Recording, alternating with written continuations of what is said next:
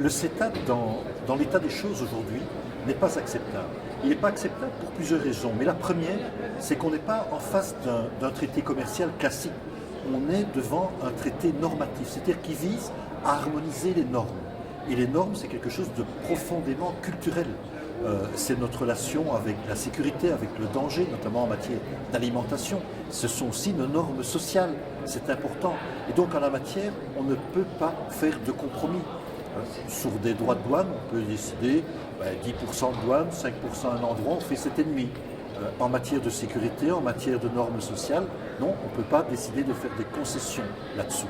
Et donc le CETA n'est pas acceptable. Il est d'autant moins acceptable que le CETA est effectivement ce qu'on peut appeler le cheval de Troie du traité avec les États-Unis, le TTIP. Et donc le TTIP est un traité très dangereux qui est même tout à fait négatif par rapport aux possibilités de développement de l'Union européenne. L'Union européenne est un grand marché, elle doit d'abord apprendre à parler d'une seule voix, construire sa stratégie et puis négocier avec d'autres. Dernier élément que je trouve qui est assez remarquable, c'est qu'aujourd'hui, dans l'Union européenne, on négocie des grands traités commerciaux en oubliant complètement au préalable de construire nos stratégies de développement européennes. Et donc, d'abord, construisons nos stratégies de développement européennes et puis négocions avec eux. Mais aujourd'hui, le CETA, c'est non.